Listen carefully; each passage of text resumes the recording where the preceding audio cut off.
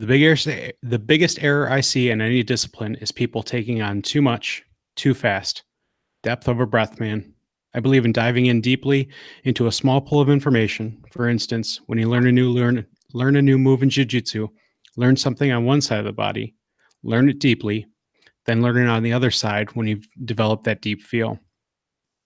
As we open today's show with a quote from Josh Whiteskin, who, if you're unfamiliar with that name, you may be more familiar with the movie Searching for Bobby Fischer, the story of a child prodigy who excels in chess and is the first child to draw the world famous chess master, Garry Kasparov.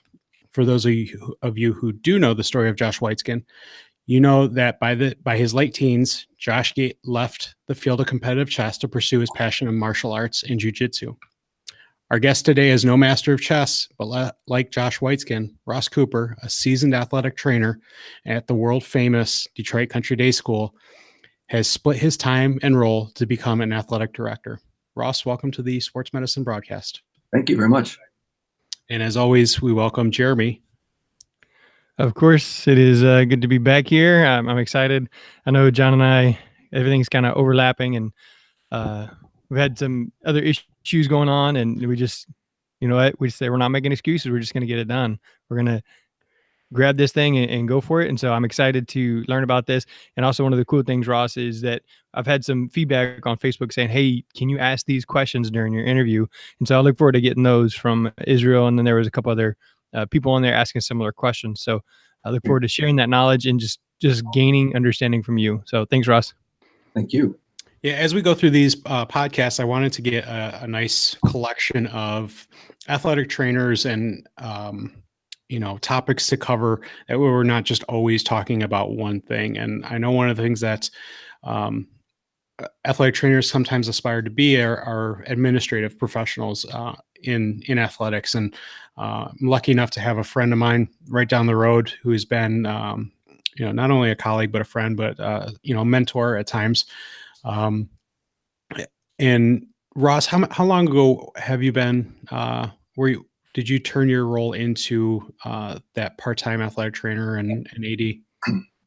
It just started my 6th year as an athletic administrator. And, to kind of talk about how that happened, it wasn't really intentional. I had been here, I just started my 14th year as head athletic trainer here, and had developed relationships, had been on the user end of athletics. I think anybody who's probably dialing in or listening is, as an athletic trainer, a lot of times you're kind of on the user end in terms of being a support staff member that is involved with every aspect of athletics. And I think, I think all of us can sit there and say we've had our opinions about how things are run, or good or bad, and so about 5 years ago, our associate athletic director in the high school moved on. He was our head basketball coach. He resigned. Between probably 2 or 3 of us in-house, we were candidates to potentially take that position on. If anybody's ever talked to me, I'm an athletic trainer first. I would have never, ever even stepped up into that role to say that I wasn't going to be an athletic trainer and move into athletic administration. There was a middle school athletic director that had been here for a decade, and him and I both were commiserating one day. I hear we're both up for this job. Do you want it? No. Do you want it? And so he said, well, what would happen if we split it? And eventually that's what happened. And he's not sitting here, but him and I share an office here. We're associate athletic directors. We split it down the middle. He's still middle school. I'm still an athletic trainer. It's something where you think your career path is going to go, and you think about the administrative level and how it ends up actually happening is kind of odd for me in my story. So why don't you go ahead and touch on, how you got to Country Day and eventually how you got to this dual role. Sure. So, kind of give a little background. I grew up in a town of about 1,800 people in southeast South Dakota, Beersford High School. early in actually, I was a 3-sport athlete. I ran track, cross country, played basketball. At the time of when I was starting to figure out college, what the next plan was, I had the opportunity to be either kind of a quasi walk-on D3 cross country runner or move into the next step as college student. It's funny, we have so many mentorship programs now in high school athletics and travel abroad and I had a 1-day shadow with an athletic trainer at Augustana College, Norm Stone, who's still kind of around the area in Sioux Falls, South Dakota. And basically it was like it snapped. And as a junior in high school, I kind of knew exactly what realm I wanted to be in. Ended up going to South Dakota State University for my undergraduate, found myself in Michigan, going to Western Michigan for 2 years as a grad assistantship at Gull Lake High School. And then after that, I realized that, us as athletic trainers, when we're thinking about what we want to be, whether it's the big show, whether it's the NFL, whether it's D1 athletics, things like that, I was really blessed at the time to be able to say, I know where I want to be. I want to be in the high school level. I think I can affect a lot more things than just physical as a high school athletic trainer. And I was able to identify really where my calling was. And so, after grad school, I bounced around at a couple different high schools / high school outreach contract jobs. At the time I got out of a high school gig, and for 2.5 years, I was in a full-time clinical role in a physician-owned clinic, and opportunity came up in this area to find this job as head athletic trainer here, and I jumped at it and had never looked back in terms of where I want to be, where I should be, and now it's I guess the only thing we talked a little bit about how it actually happened of no, I don't want this job, no, I don't want this job, let's split it. But I think that throughout the time here, I've developed enough relationships where it's helps me do both aspects of my job fairly well. I'll just say that. So, so it's been an interesting journey to be sure. So what kind of duties do you have to perform as a athletic director? And do you ever see any overlapping between being an athletic trainer and an administrator? Yeah.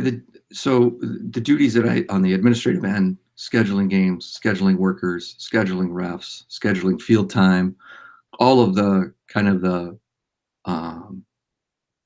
operational type things. And then, so the operational part of athletic administration, parent meetings, good or bad, and basically trying to mentor or manage our coaches, and the function of me splitting it with another associate athletic director. We actually just kind of split down the middle sport wise. So I know that I've got my soccer coaches that I need to manage, my basketball, hockey, lacrosse coaches, both men's and women's. And so that's kind of how we delineate the administrative side. But then there's plenty of overlap in that, we still have rehabs and injury evals at lunch. I'm still in there virtually every day, except today. Because we're doing the podcast. But and if anybody's watching right now, you see that Ross is in his big corner suite. He's left the smaller athletic training room office. But I have a less comfortable chair, John, than I did in the athletic training room, because I think I earned a more comfortable chair in that one. Yeah. So I'm still involved.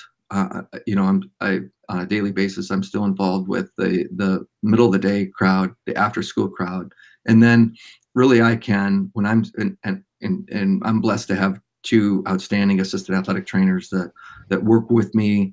But there's times when either one of them are down or we've got where I can kill 2 birds with 1 stone, where I'm able to say, okay, well, you guys can cover this, because I can kind of be something that's administratively not a huge crowd, different things like that.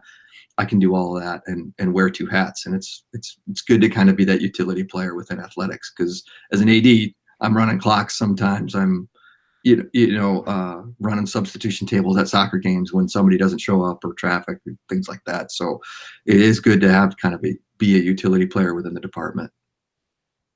So there's a lot of different roles, like you said, that kind of overlap.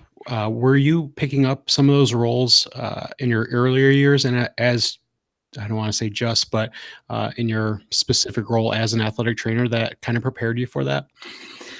I think I'll go back to something that I said, and there aren't specific things because, John, I think I told you off record a long time ago, is that, you know, I've been an athletic trainer now for 20 years. And really, as you know, there's things come up, but, you know, before I took on this administrative role, I was settled in terms of there are a lot of things that I know how things are going to go and how to handle the components of my job. And I had been at the same place for probably 9 years. So it was odd for me to step into something that I really don't know anything about, um, meaning, you know, how to manage a lot of the operational things, how to take a parent meeting, how to manage a parent meeting or a parent coach meeting, things like that.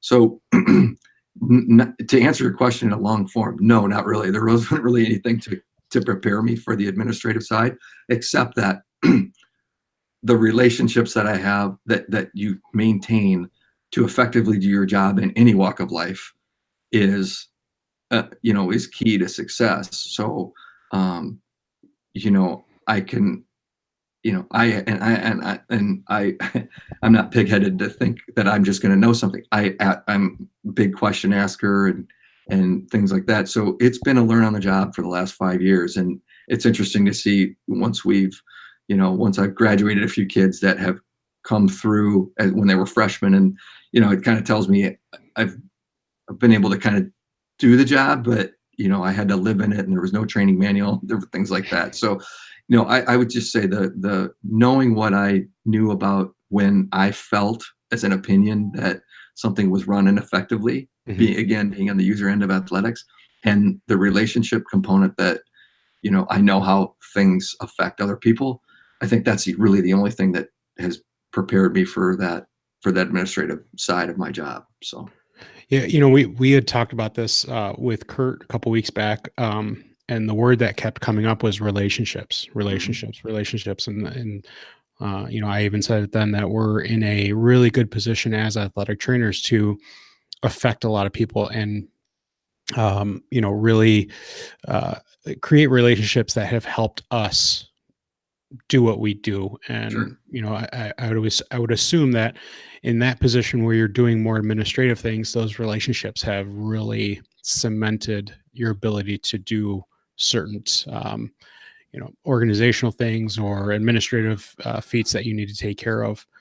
Do you ever, you know, are there days where you're covering multiple sports where you're both the athletic trainer and athletic director, or are there times where you're able to just take off a hat and say I am only whatever and not the other role, or are you always constantly wearing two hats? I think in theory that I try to. So I have two other ADs. I have our executive AD, who's our head football coach, and my associate is now this year he's our girls golf coach, and so they're both fall sports that they coach in. And I think that, you know, I have tried this year in particular to be able to make sure I delineate just like they can when they go to the course or they're out in the football field, that they're not taking any meetings, or they're not. I mean, you're always going to be accessible based on, you know, who we are as athletic trainers, because you're always there. You know what I mean? You're always there, and you know, you're just always accessible anyway as an athletic trainer, which to me in administrative role almost kind of not doubles it, but at least increases it by a third of how many people contact you as in being available, which is good and bad in different, you know, it could be a longer discussion. But I have tried, I have been able to, when I come into the training room after school, if I just say, I shut my athletic office door, that's it. You know, people know who I am, and a parent will walk in and request a meeting about an administrative issue with the tennis team or different things like that. And I think it's living in the position a little bit longer where I'm able to say, with all due respect, see this person, let's set a meeting so that I can give my full attention to what I truly love to do in being an athletic trainer, and then we'll address that on a different issue. It's almost like how we've given coaches our 24-hour rule to try to not be in polarized situations, because if I take a minute to address your concern, I'm taken away from the standard of care that I say I'm going to be as an athletic trainer. And I think it was this is a huge shift. And we probably discussed it a little bit in terms of your relationship with parents as an athletic trainer and an administrator. And that was a huge culture shock for me, in that as an athletic trainer, I was always kind of, it's not always, I mean, there are situations of it's a fairly non-polarized position with a parent, right? Because oftentimes you're acting as an advocate of either them, or their physician, their student athlete. You're in a position of assistance and help if they recognize it. Sometimes they don't, right? Those are the polarized things. It's, I think he's ready to play, or she's ready to play, and you're holding them out. So it doesn't exist. I think that was a big adjustment for me, is that, I wasn't a friend to all in terms of what my job is to try to keep your kids safe. Now it's to the point where, okay, well, this is where my student athlete might be having it, or, being, dealt a disservice or something to that effect. I think so that was an adjustment in terms of many of the tones of the parent interactions. But, to go back to the original question is I've really tried to, as a means of kind of, attacking role strain, to try to separate my time out from the major things administratively versus my athletic training role. So. Right. So, what kind of challenges have you, aside from the almost the political, the polarizing things, what kind of challenges that you've experienced, both good and bad, with this transition? I I think the challenge, I'll start with the good, because I try to start with good most times, but I think the challenge is what I reference is kind of the last 5 years. It's a totally different scope for me. And I think that in essence is a piece of humility, where it's kind of nice to get into a position where long-term, like, that you don't know, there's a lot of things you don't know, and it creates that humility aspect of that.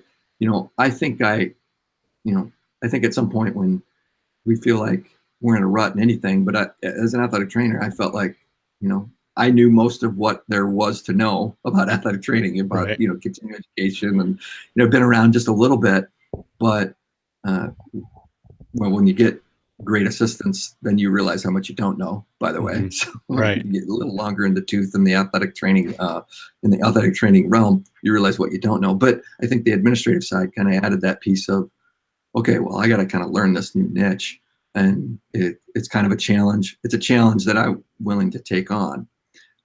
So that's the positive part of the challenge of moving into a different role, dual role, different things like that. And I've always been the one to say, I know what I don't know, but if I tell you I don't know something, I'm going to try to find out the answer to it, and be an assistance that way. But the challenge would be having anything take me away from what I truly decided when I was a junior in high school, from a half-day shadow at Augustana College in Sioux Falls, South Dakota, is that I knew what I was made. I knew what I was meant to do as an athletic trainer. And when I have things that kind of take me away from that in kind of an emergent manner, that's just hard on me, in terms of, how I have identified myself for however many years it's been. So that's just kind of a summation of the challenges that I've seen. Yeah, that's, I don't want to say I've been doing more administrative things, but, we've talked about the last couple of weeks. I've been doing a lot more leadership things within my school. Mhm. And, I've been brought into meetings, and we've talked about, policy changes, things like that, not just are going to affect the athletic training room, but also the athletic department. And it's been awesome to be a part of those things, to be pulled into and to have those questions asked. And, there's times where, okay, this is awesome. I can step away from being an athletic trainer, but like I always know I'm going to get snapped back into it, and I'm gonna stay the athletic trainer. And that's got to be tough when you look at those types of, I don't want to say bad experiences, but those difficult challenges of losing your identity of who you've always been, who you Right. always looked at yourself as. Right. And I would say, John, that it's mostly you're continuing to try to identify, or identify that or establish your identity. And it's evolving for me. I had a wake up call probably, so it was 2 years ago. We were at end of school meetings, and I'm walking through our library, and our librarian has been here. She's probably been here 30 years, and she's with one of our history teachers. And we're sitting there, and we're talking about maybe some interaction I had with a student athlete. And she just mentioned to me, she goes, well, this is the last class that you are just Ross, the athletic trainer, being approachable and different things like that. Right. And I was like, I was so upset. I was mad. I was like, what gives you the right to say that? Mm-hmm.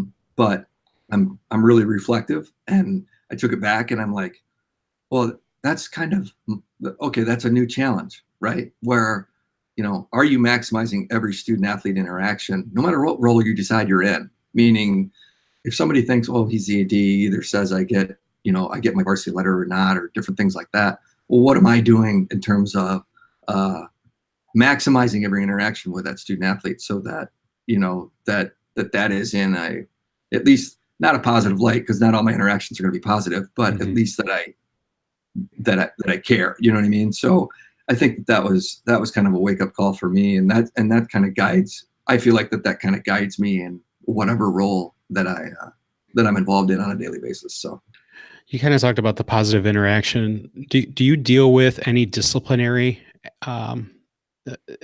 factors or whatever within that? And being an athletic trainer, does that affect your ability to, if you're dealing with a disciplinary issue, does that affect your ability to be an athletic trainer? I do think that it's a great question, but I don't think it doesn't affect my ability to do the disciplinary side on the athletic administrative side, mainly because I do that. Everything's in coordination with other ADs, assistant principal. We kind of have a standard of how we got to do that. I will say that it likely kind of, it affects that easygoing interaction when I'm in the athletic training mode. You know what I mean? Where been in thousands of training rooms, that the training room's off in the barbershop. Right. I had a coach when I first started here that said, man, it's like the barbershop in there. You hear everything. You guys cover such a huge gamut of information about kids, about other kids, about teachers, about coaches, and this and that. And again, that kind of goes back to being on the user end of athletics. You hear a lot of stuff. Mm-hmm. But I think that probably affects how those student athletes, interact when I'm how they interact directly with me. But when it gets down to the core aspect of, when I'm evaluating an athlete, that doesn't change, because, you have your own approach, and you're trying to dig into, your job is gathering history and telling them what you're going to do and telling them why we're doing things and different things like that. So it's really kind of the kind of downtime conversational moments. They're probably not as forthcoming mm-hmm. when I'm roaming the training room as they might be when I'm not, or the way it used to be. So that would be the only, you might not connect quite as much on a personal level with that role. That's just my theory. So is that difficult? Is it typical or difficult? I'm sorry. Difficult. It's difficult for me because, again, I think that there's a reason why you get into athletic training and stay in it. Mm-hmm. One thing to get in it, and the reason to stay in it where, I'm enriched by them as much as they're enriched by me. Do you know what I'm saying? Right. So I think if we cut off any component of that, that's a concern. But I'm gonna look at that like, okay, well, I'm gonna work harder at being able to delineate between my administrative hat and when I'm, working as an athletic trainer in our sports medicine area. So good. We've touched on these things. Some of your experiences. Are there experiences that you've had that have shaped your style of leadership, both in athletic training and the administrative end? yeah, I think it really starts with my parents. My parents were were business owners in South Dakota. My dad is still a practice. He's 75 years old. He's still a practicing veterinarian for Cooper Animal Clinic in Aberdeen, South Dakota.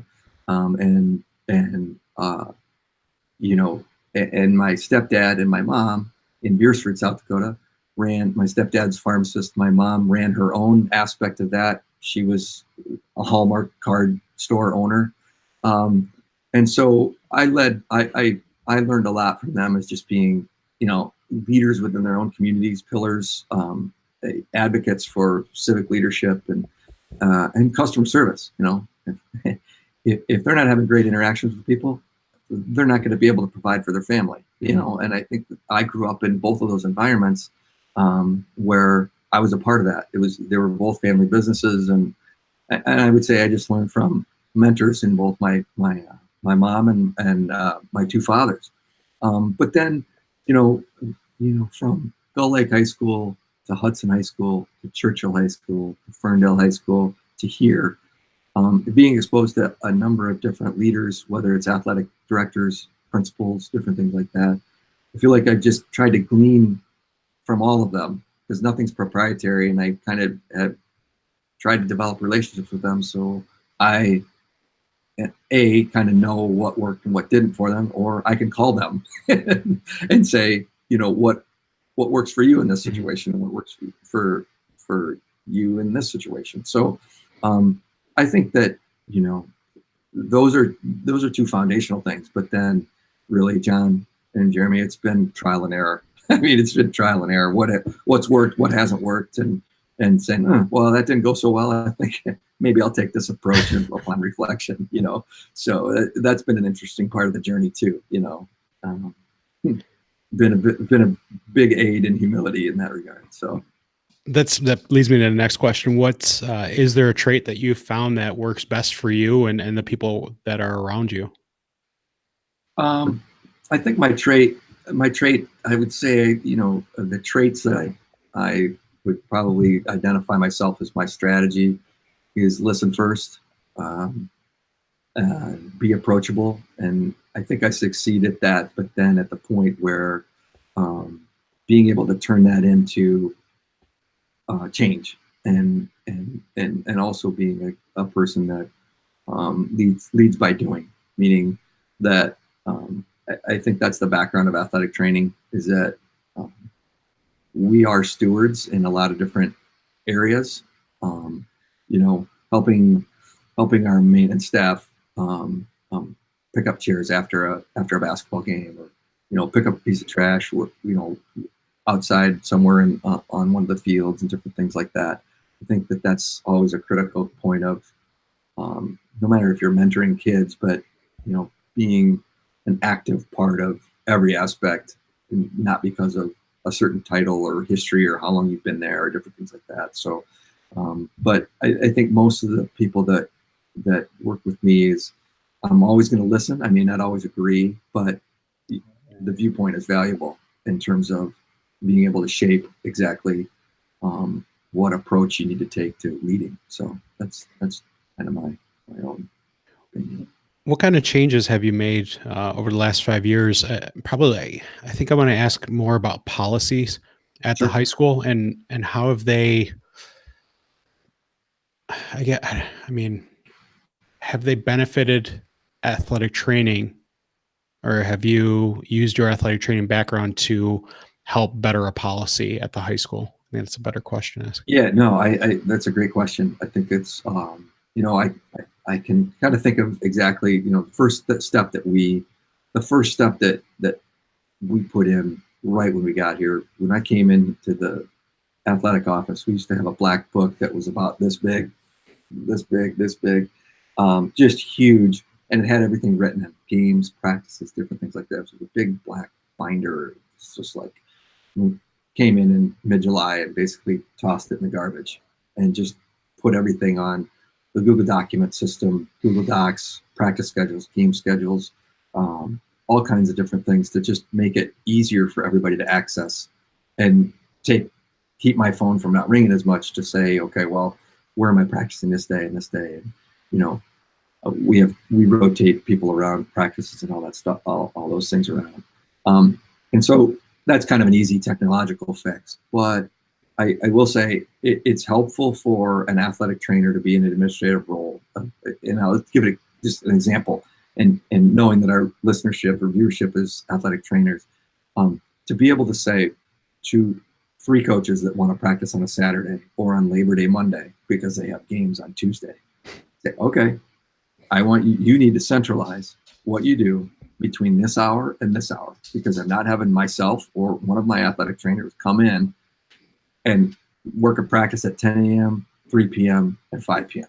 You know, so I think that for me as kind of the administrative role, the whole goal is obviously serve all my constituents, serve all of you know, student athletes, parents, different things like that. But you know, I would say locally within the walls, I've helped our athletic training staff have better quality of life because I have a lot of control over some things that would be maybe kind of background information for an athletic administrator and say, well, you can practice whenever you want, whenever's convenient for you. No, well, if you want athletic training coverage, this is what you want to do. I guess the only thing is that another thing we've really tried to hone in our academic accommodation process, academic accommodations post-concussion, where I've played a pretty active role in clarifying with faculty, you know, what's to be expected after concussion, what we'll typically do in the athletic training room to track these, and how we're going to update you to make sure that we're making the necessary academic accommodations to encourage healing from that injury.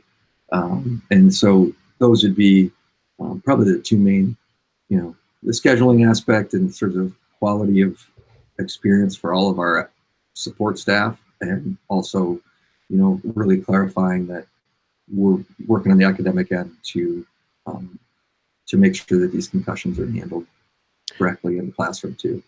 Being an administrator, do you think that has helped you more with the support of concussion, post-concussion stuff and the academic accommodations? Yeah, I just think it gives you more.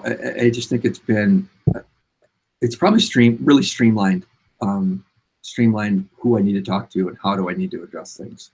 Meaning, you know, for a number of issues, good or bad, you have the principal or headmaster's ear on a lot of different other things, and it's easy to kind of roll some of those things in and have the environment or the venue to lay out why I want to do these things, and then employ them pretty quickly and pretty swiftly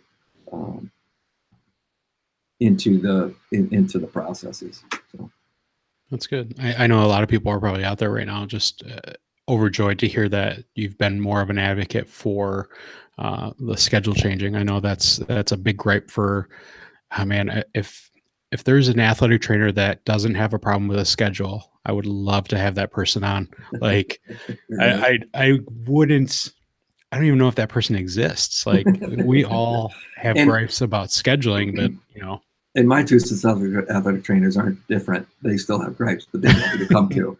They come right to me, and so they have my ear on that. So there's feedback given immediately here. But yeah, and I think that you know, does that have a greater effect on the field as a whole?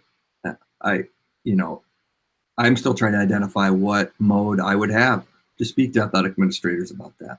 You know, and I think that's the continued evolution of NIAAA, which is, you know, National Athletic Directors Association, is that conversation to be had. You know, John, you talked about me being a mentor to you in some cases. You know, I think that's one I'd call on you as a mentor to me in terms of trying to be more active within an organization, being able to speak. And I think that's something that I'm continuing to work towards on the administrative end. So Good. I know we have some questions from the audience. Jeremy, do you want to ask some of those questions? You're on mute. I know. So Israel Pena on Facebook wanted to ask you to talk about some of the barriers that you've overcome. I think you talked about that some, and I know your situation is different. And he actually asked about, is there a certification that like the THSADA, which would be the Texas High School Athletic Directors Association recommended, or whatever it is, I don't know, certification for ATs wanting to assume those leadership positions. And so just speaking in your experience, in your situation, was there certain classes you had to take, certain certifications, certain memberships you had to join? What are some of the barriers you had to overcome? Well, in terms of the certification, there are a number of CAA and CMAA, certified athletic administrator and CMAA certifications that are available to us through the NIAAA.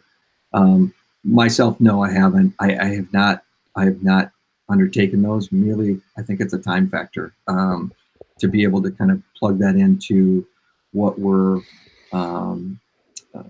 I'm tasked with here, along with having some sort of a personal life. It's just that's a barrier. But again, I think I'm at my basic level probably as an athletic administrator in terms of where how my job operates is a lot more operational than it is developmental, and that's kind of a gripe that we have in terms of the framework of our job, and try to be able to not only just schedule games and refs and kind of work that angle, but to be able to create forums. And again, I'm not a coach in an athletic director position. I'm not a coach. I'll say that, but I've worked with so many variations of coaches, and I'm saying that as at the outside level. I identified myself as not a coach, but I am a coach of student athletes as to their health. I'm a coach to a family as to how to manage their kids' health. So I think that barrier exists, that I don't have a coaching background, but I also know that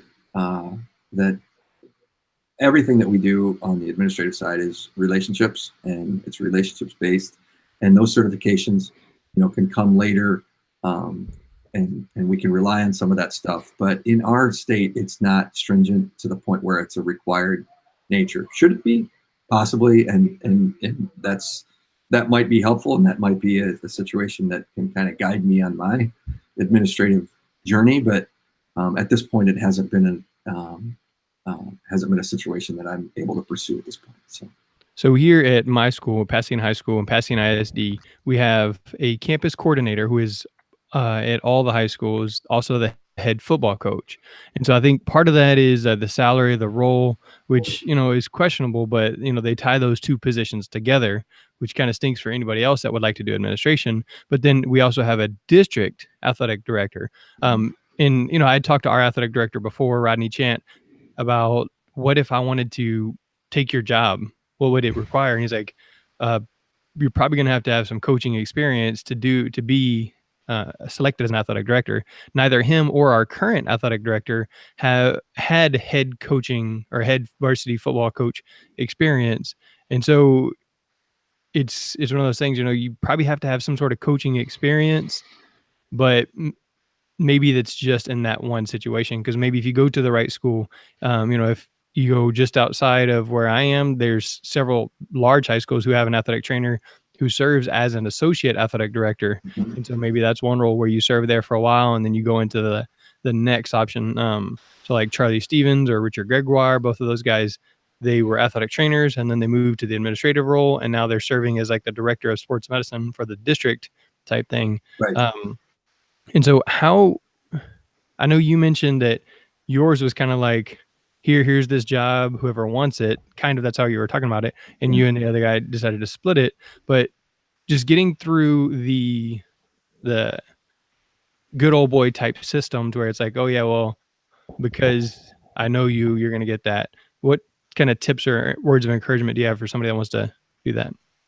Yeah, I think it kind of stems back to there were concerns. There were concerns when we were kind of looking at that, and when we were vetting the situation that we proposed in terms of a split system. Is that I'm not a coach. I think that again, I think being an advocate as to, and not even an advocate, an educator as to what an athletic trainer really does. You know, um, I think that speaks to, some of our own profession's identity issues in terms of, you know, um, the administration that goes on in the job of athletic trainer is probably undervalued. And, you have to, I had to sell that to, the head baseball coach who was also kind of up for, I had to sell that versus another individual that was up for this potential position. And it's kind of an odd framework as to how things, took place here. For tips, I guess, you gotta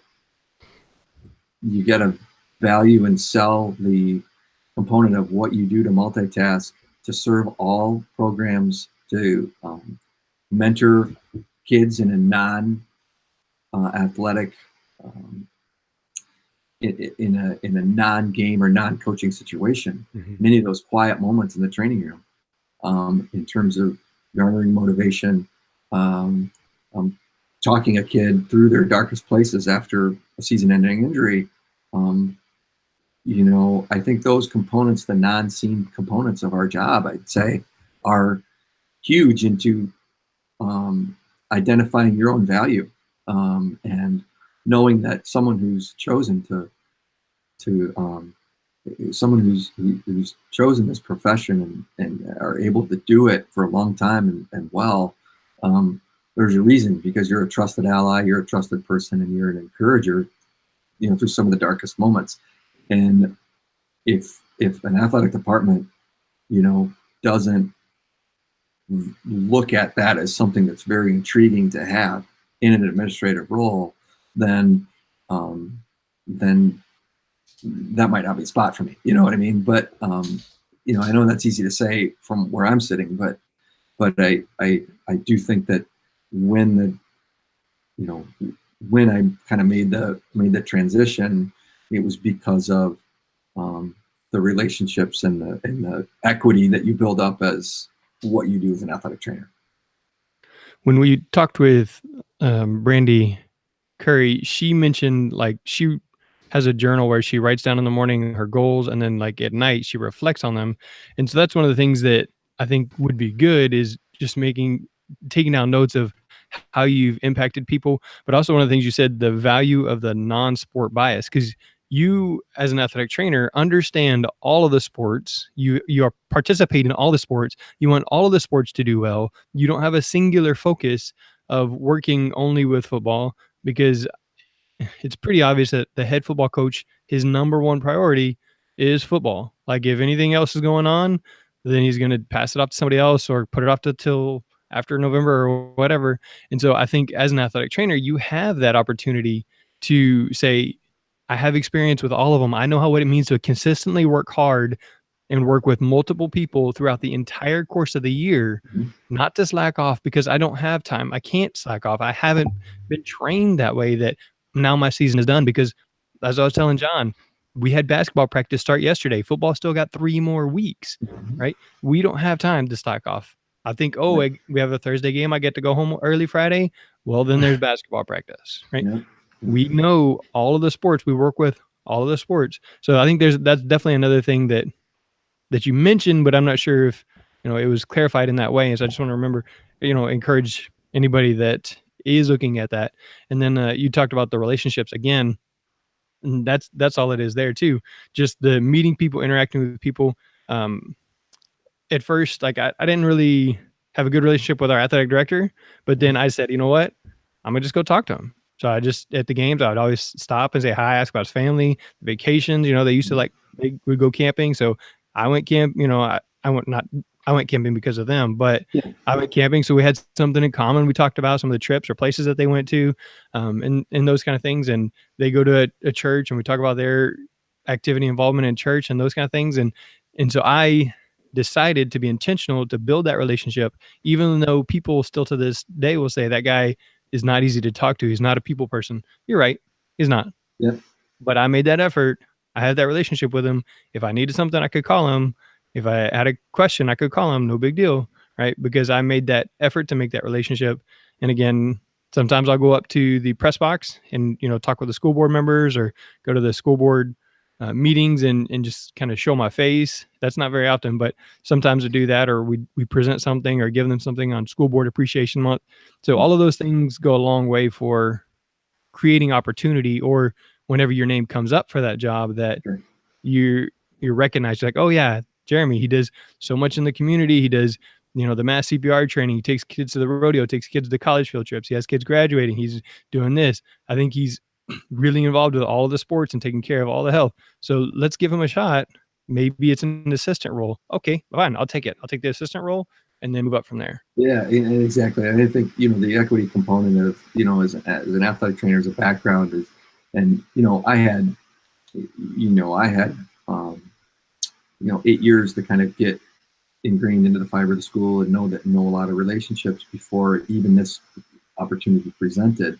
But as an athletic trainer, the feedback you get is, okay, let's say I'm focused on football. And if I don't bring the same energy to our middle school or JV field hockey game, sometimes the parents wouldn't notice it, but the kids would.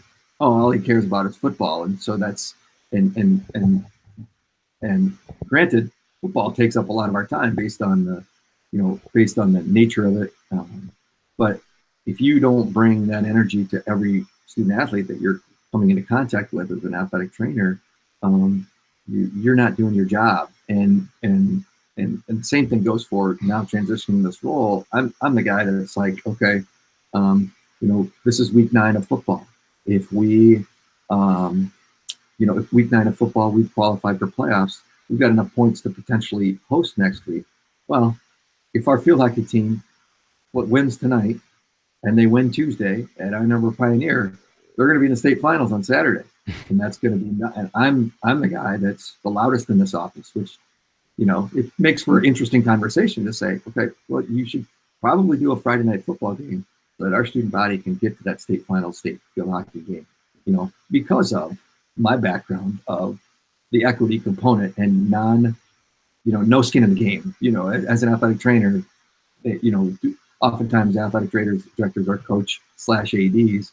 As athletic trainer, you're ingrained to be Switzerland, to be neutral party, unbiased approach. And, so I think that is, like you said, Jeremy, I think that's a key trait to kind of have in the toolbox, tool bag anyway. So.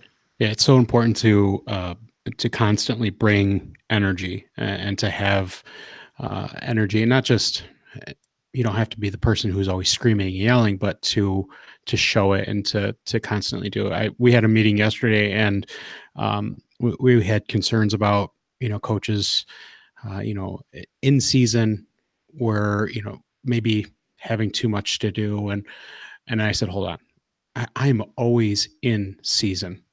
Like from middle of July until June, I am in season.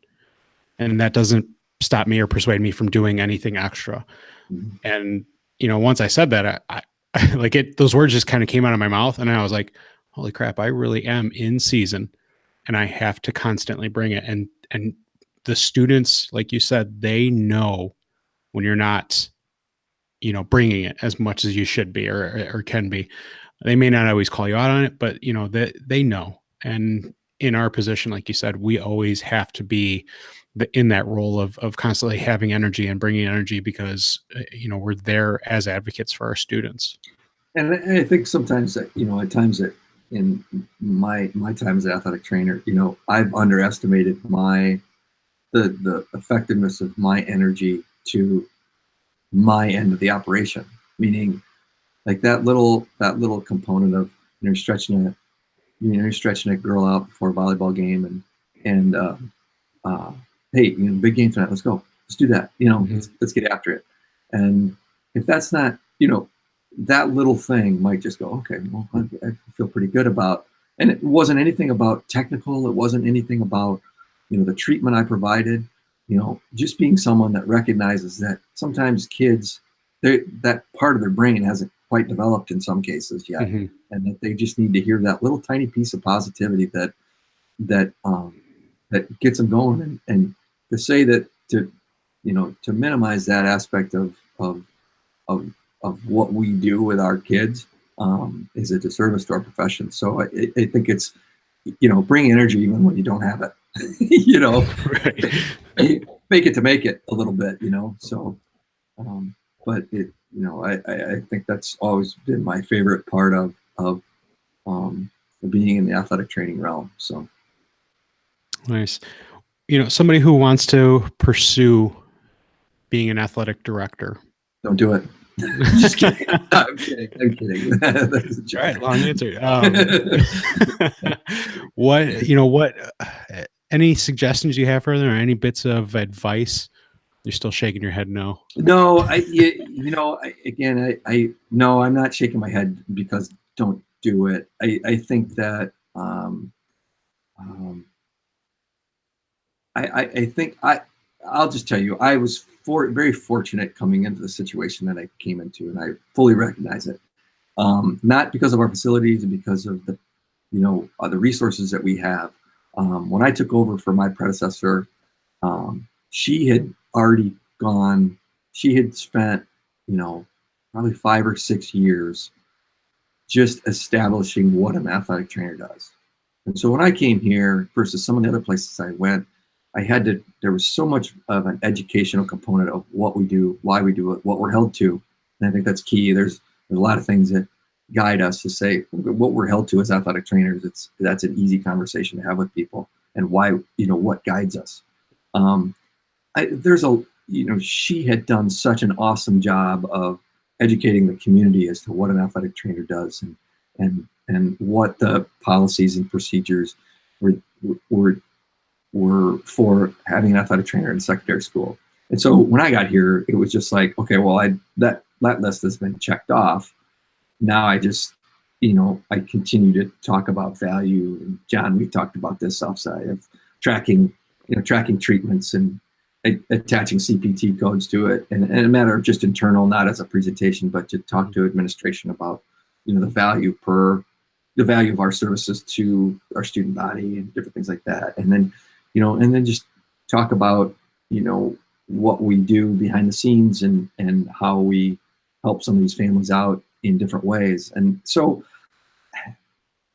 I don't have a ton of advice because there's a lot of points where I don't necessarily, I feel like I know how I got to this point, but I don't necessarily, I'm not sure, but I think that, and I know it's in generalities, but managing and maintaining and establishing relationships, even when you don't think that they're going to pan, there's no goal to it. It's just a matter of just being able to come to the fiber of coming to the fiber of where we're at. But I do wish at that my master's degree wasn't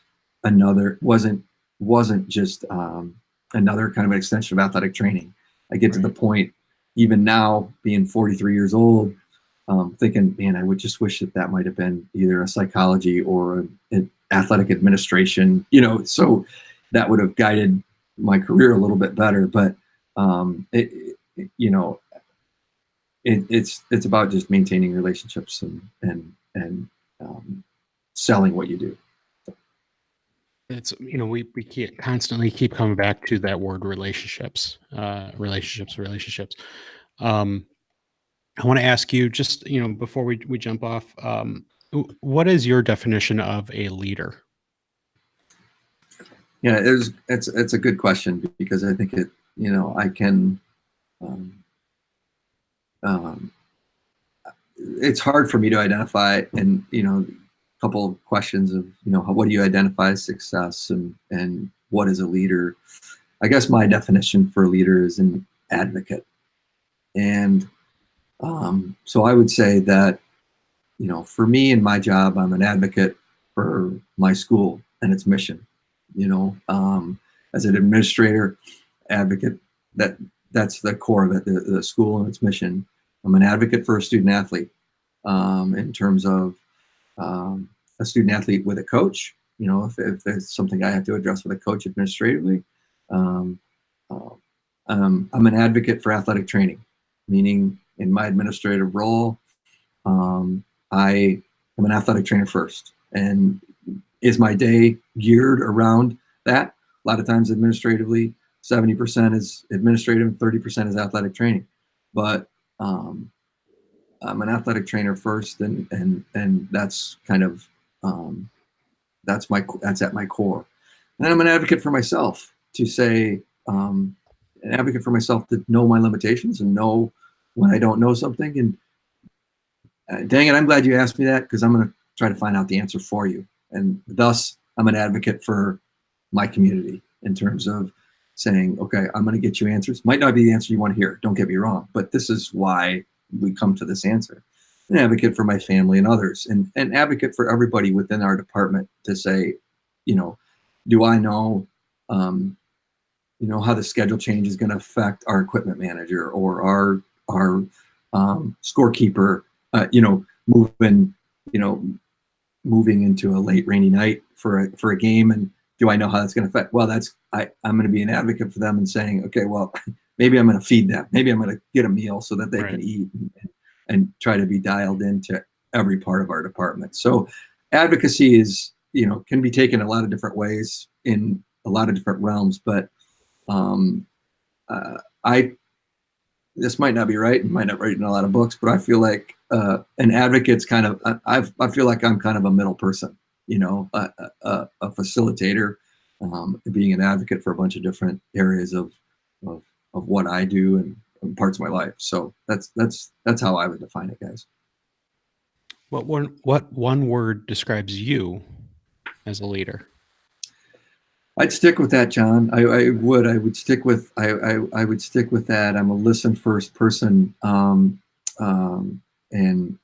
I think that's ingrained in my background, whether it's personal background or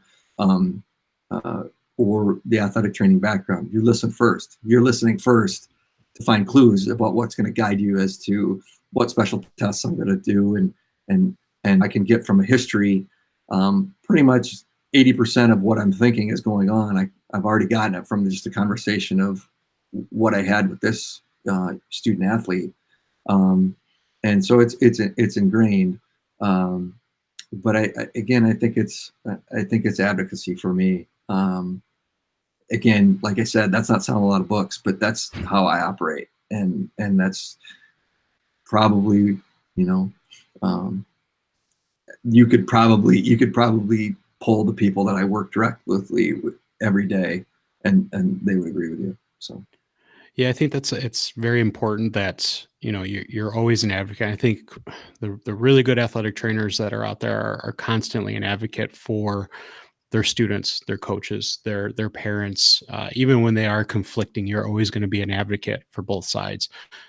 There's so many times where we get pulled in to between the coach and a player, but we have to be an advocate for both of those people, and it's so very important to we, like we said, relationships, constantly work on relationships, and we may not always be able to choose our student athletes, and well, you do probably sometimes. Yeah. Well, I'm only working with this person. This person is, yeah.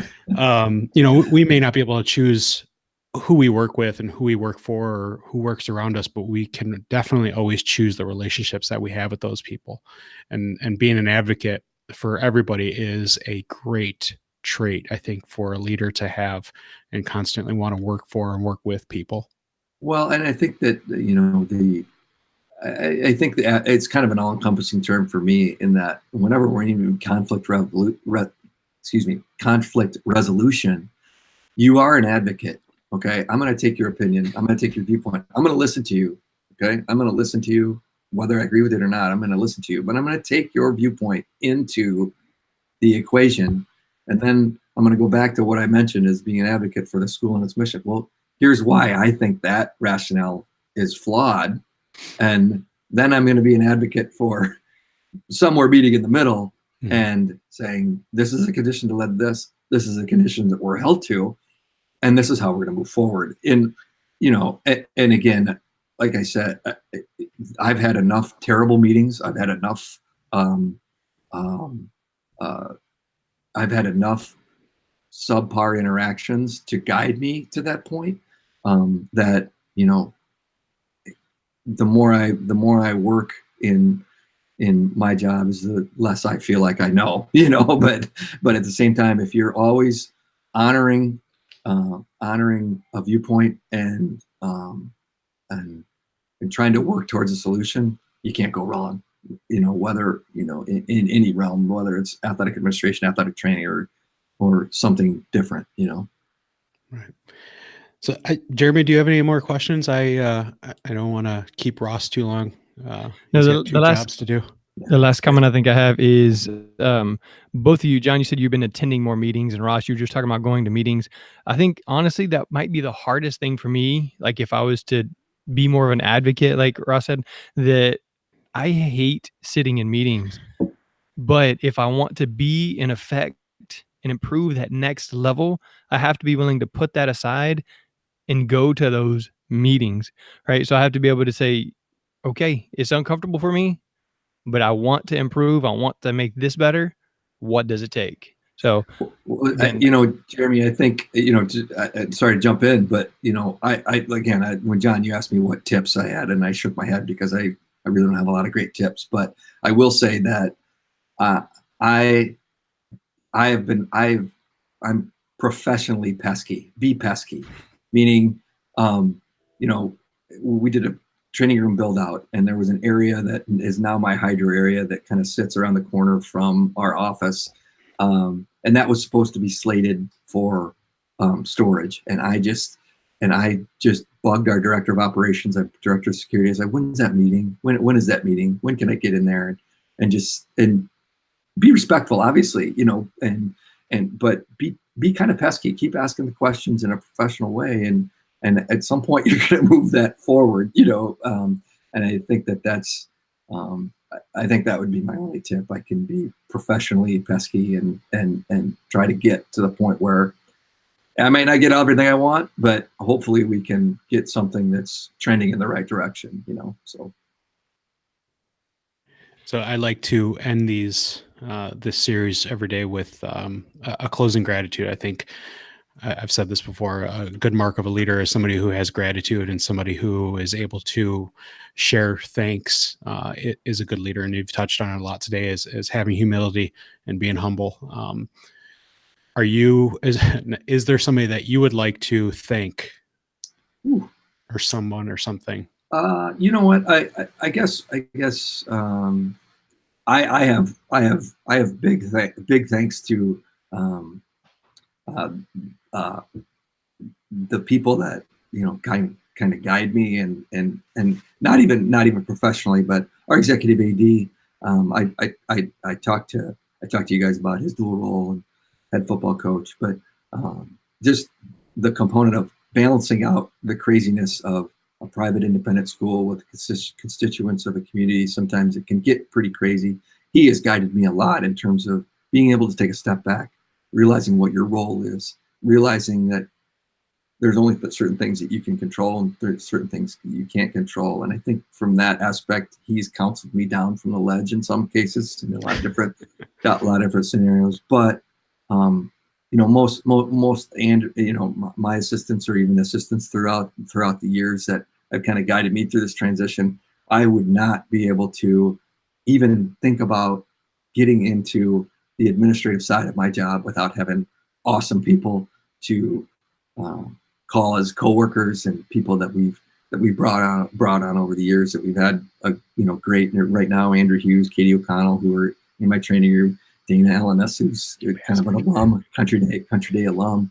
But those people in how solid they are as people and athletic trainers and flexible allow me to be flexible to kind of go back and forth. So, from kind of both sides of the spectrum, I've got awesome people that are clearly patient. They have to be, and not only patient, but excellent professionals that our student athletes benefit from on a daily basis from their care. So that would be my thank yous for sure.